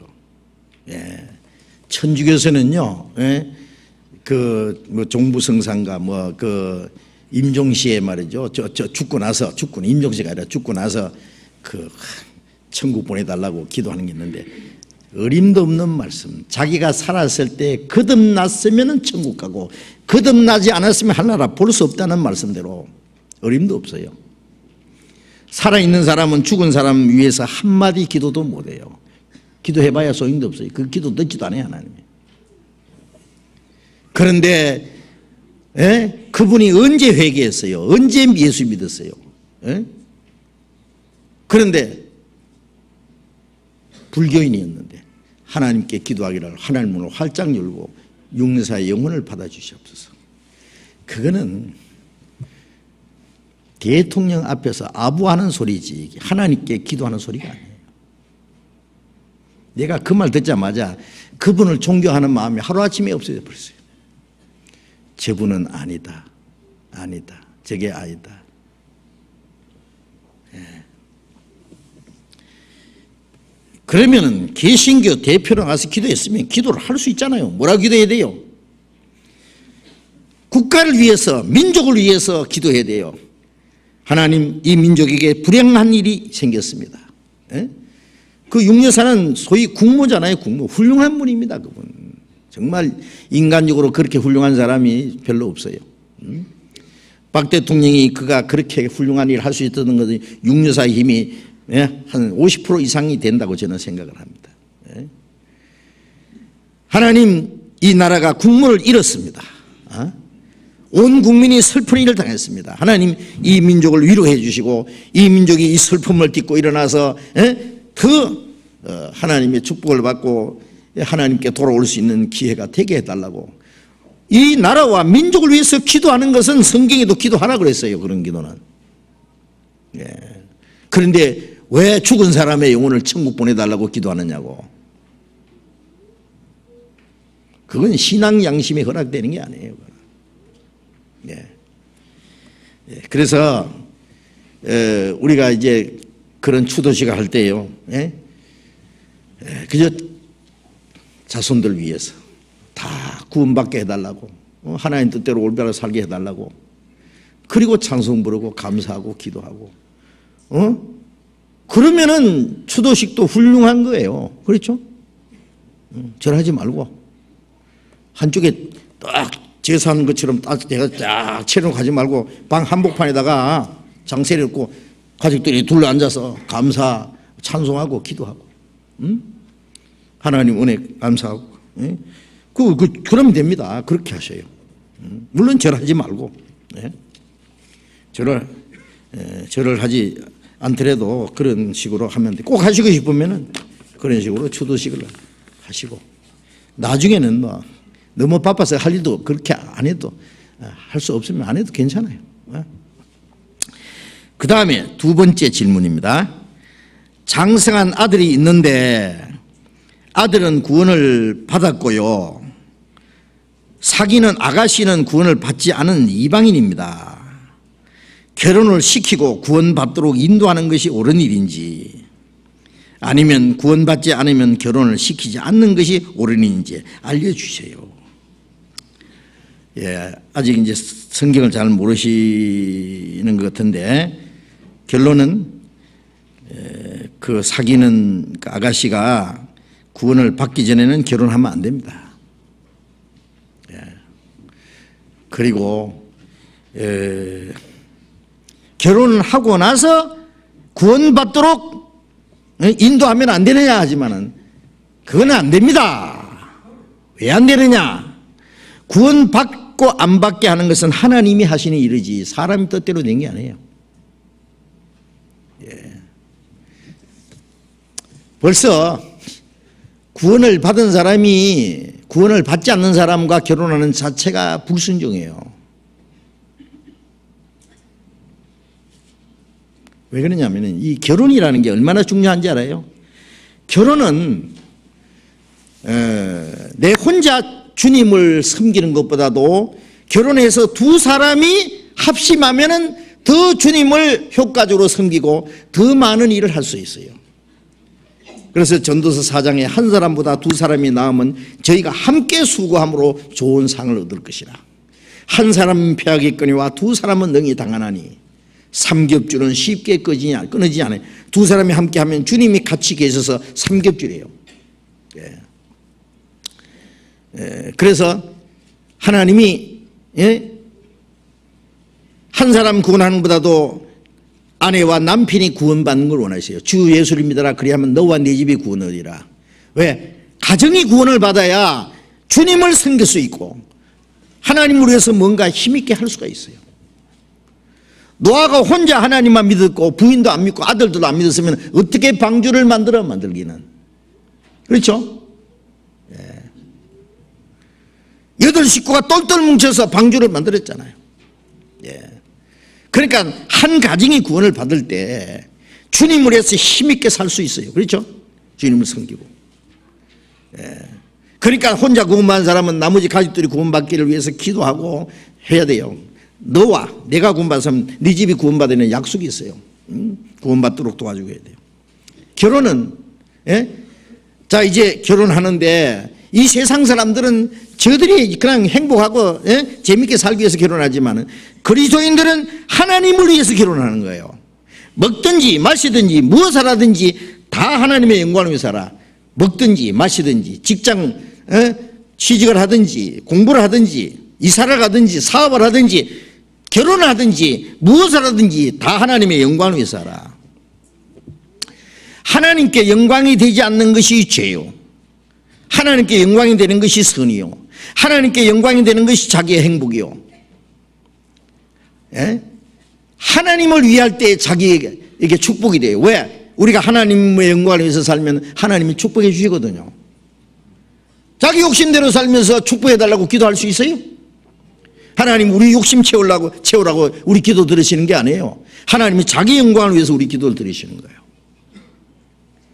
그러니까 주님을 위해서 살면 그것이 자기에게 행복이 되고 축복이 돼요. 그래서 결혼은 뭐냐? 두 사람이 더 재미있게 더 행복하게 살기 위해서 결혼하는 것보다도 주님을 위해서 더 효과적으로 봉사하고 주님을 섬기고 주님을 위해서 일하기 위해서 결혼하는 거예요. 목적이. 아시겠어요? 그런데 어찌 구원을 받은 사람이 안 받은 사람하고 결혼하냐고. 새 한 마리하고 쥐 한 마리하고 끈으로 묶어놓으면 새는 날아가려고 쥐는 지구문으로 들어가려고 하고, 구원 안 받은 사람은, 구원받은 사람은 소망의 하늘에 있습니다. 목적이 달라. 사는 가치관이 다르고 소망이 다르고 사는 목적이 다르고 살아가는 방법이 다르고 다 달라. 구원 안 받은 사람은 완전히 세상으로 두더지처럼 자꾸 들어가려고 그래요. 예? 결혼은 한 그날부터 싸움이 시작될 거예요. 주일 되면 한 사람은 교회 가려고, 한 사람은 놀러 가자 그러고, 영화관 가자 그러고, 재미있는 데 가자 그러고. 살겠어요? 그래? 생각해 보세요. 두 사람 다 불행해요. 알겠어요? 전도가 그렇게 마음대로 되는 게 아닙니다. 제가 그동안요, 구원받고 나서 이제 45년, 46년째 이제. 그런데 쭉 전도하면서 지금까지 지켜본 것을 보면은요, 구원받은 사람이 구원 안 받은 사람하고 결혼하면요, 95% 이상이 실패입니다. 아시에요? 신앙생활에. 10사람 중에 한 사람 전도하기 어렵습니다. 그런데 요즘에는 여간해서 그런 사람은 없더라고. 옛날에는 꽤 있었어요. 있었는데요, 뭐라고 하느냐면은, 결혼해가지고 구원받게 하면 될 거 아니냐고. 철저히 실패합니다. 왜 그러냐면은 불순종하면서 복 달라고 기도해봐야 소용없어요. 불순종하는 그날부터 얻어 터지기 시작하는데, 징계가 있는데, 예? 자기 욕심처리 자기 마음대로 살게 해달라고 기도해요? 불순종하면서 기도를 한다고? 예? 기름통을 들고 불 속에 들어가면서 보호해달라고 기도해요? 그게 맞으냐고 그게. 예.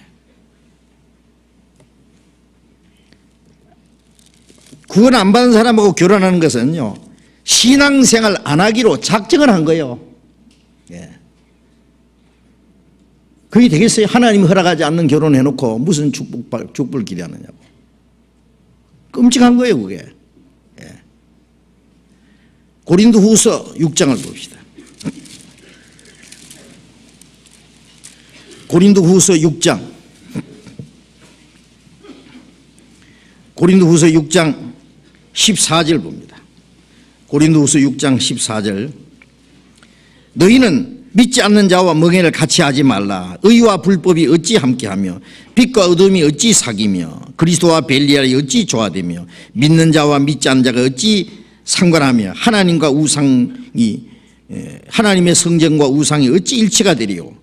우리는 하나님의 성전이라. 살아계신 하나님의 성전이라. 자, 여기 보세요. 너희는 믿지 않는 자와 멍에를 같이 하지 마라. 믿지 않는 자라는 게 뭐예요? 구원 안 받은 사람이 구원 안 받은 사람. 비록 기독교인일지라도 구원 안 받은 사람은 하나님 보실 때 믿지 않는 자예요. 멍에를 같이 하는 게 뭐예요? 이 소가 두 마리가 멍에를 이렇게 메고 오잖아요. 예. 신명기에 보면은요, 소와 나귀를 결의하여 감지 마라. 소와 나귀를 두 마리를 이제 이 멍에를 메었다고 합시다. 일 되겠어요?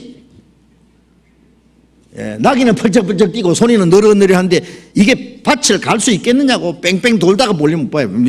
한 마리 펄펄 뛰니까 막 소는 느릿하니까 계속 돌겠죠.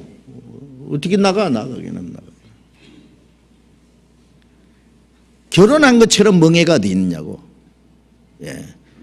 구원 받은 사람이 구원 안 받은 사람하고 동업하는 것도 그건 멍해를 같이 하는 거예요. 예. 물론 철저하게 어떤 문제 없이 하지만 몰라도요, 이 동업하는 것도요, 보면요, 잘 되면 잘 돼도 문제고 잘못돼도 문제. 잘 되면 더 욕심 부리려고, 잘 안 되면은 손해 안 벌라 그러고. 누가 손해 보느냐? 최종 손해는 구원받는 손해거든요. 왜냐하면 그 한쪽에서는 막 수당 방법을 가리지 않고 아주 막 결사적으로 자기 손해 안 보려 그러거든요. 자기 욕심 채려 그러고. 그리스도인들이 결국 양보를 하고 손해를 보고 끝나는 거예요. 그래서 멍해를 같이 하면 안 됩니다. 아시죠? 이 빛과 어둠이 어찌 사귀겠느냐? 빛과 어둠이 사귈 수 없죠. 하나님과 하나님의 성전과 우상이 어찌 일치가 되려? 이거는 안 맞는 거예요. 두 사람이 의합지 않고야 어찌 동행하겠느냐. 아모스 3장 3절에 그런 말씀 있잖아요. 의합이라는 게 뜻이 함께 하지 않은데 어떻게 같이 가느냐고. 생각이 다른데. 그거는 허락 안 되는 거예요. 그래서 제가 옛날에요, 그 정읍의 자매인데 지금 너무 오래됐기 때문에 그분이 뭐 살았는지 죽은지 몰라. 그 자매의 성이 은씨예요. 은자매인데 이분이 예수 믿기 전에 사귄 남자가 있었어요. 결혼하기로 이제 다 약속을 했는데 이 자매가 먼저 구원을 받아버렸네. 구원 받고 보니까 결혼 못 하겠거든. 당신 구원 안 받았으니까 결혼 못 하겠다고 선언하니까 그 남자가 그랬어요. 아니 나도 구원 받으면 될 거 아니냐 그랬어요. 나도 구원 받으면 될 거 아니냐. 그래가지고 말씀 듣고는 구원 받았다고 했어요. 그런데 이제 그게 위장군이에요. 결혼하려고. 위장군. 그래가지고 가짜 구원 받았는데 그 뭐 당장 알지요. 뭐 아무리 구원 받았다고 해서 보면 아닌데 알거든요. 그 자매도 아닌가 알았어요. 그런데 내심은요, 빨리 결혼하고 싶은 거예요. 저 가짜가 드러나기 전에 빨리 결혼해야겠다 싶어가지고 둘이 다 서로 속인 거예요. 한 사람은 가짜 구원 안 받고도 받았다고 했고, 하나는 가짜인 줄 알면서도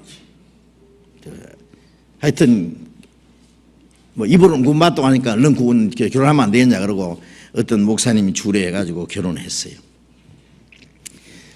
결혼식을 하자마자 사흘 만에 남편이 죽어버렸다고. 어떻게 죽었냐? 자다가 머리가 벽에서 툭 떨어진 소리 났는데 보니까 죽어버린 거예요. 제가 생각할 때는 하나님이 죽여버렸어요. 예, 그건 징계입니다. 하세요. 예. 여러분, 하나님의 말씀을 불순종하고 잘될 꿈도 꾸지 말아요. 예. 징계가 없으면 사생자요. 하나님의 자녀가 확실히 구원받았으면 하나님이 마음대로 살도록 두시지 않습니다. 예. 예. 그러니까, 그리고 또 한 가지, 결혼을 전제로 하고 사귀지 마세요. 예. 그거는 옳지 않아요. 예. 그러면 아까 말한 대로 가짜 구원받아요. 나중에. 예.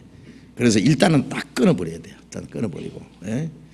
예. 그리고 구원받은 자매, 예? 구원받은 형제 가운데서 하나님 기도하면서 하나님 짝지어 준다니까 짝지어 주시기를 기다리고 해야 돼요. 아시겠죠?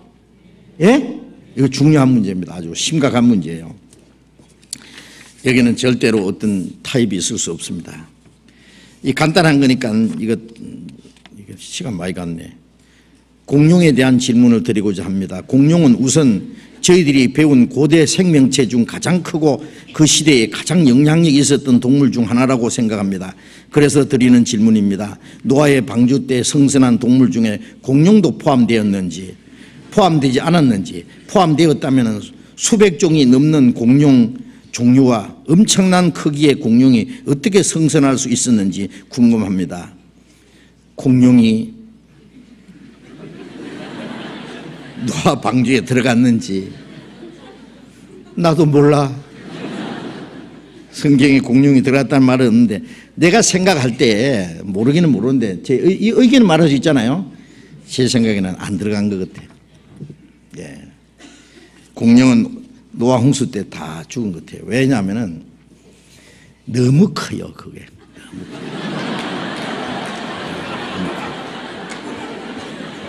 제가 그 공룡 뼈를 보고는요, 야, 이거 방주에 들어가면 안 되겠다 싶더라고요. 그것도 공룡 새끼 넣으면 될 거 아니냐 그런데 그것도 되기는 되는데 조금 있으면 또 엄청 커가지고, 왜냐하면은 이 노아 홍수 후에는요, 노아 홍수 후에는 완전히 세상이 달라요. 노아 홍수 후에는. 예. 그래서 공룡이 살기가 적당하지 않아요. 예. 노아 홍수 후에는요. 예. 그래서 하나님이 야, 너는 홍수 후에는 네 살 곳이 안 되니까 너는 막 들어가지 마라 해서 하나님이 안 넣었을 수 있을 거예요. 아마 안 들어갔을 거라고 생각해요. 아마. 예. 그래서 너는 막 오지 마라 아마. 그래서 이제 하나님이 초청을 안 한 것 같아. 예.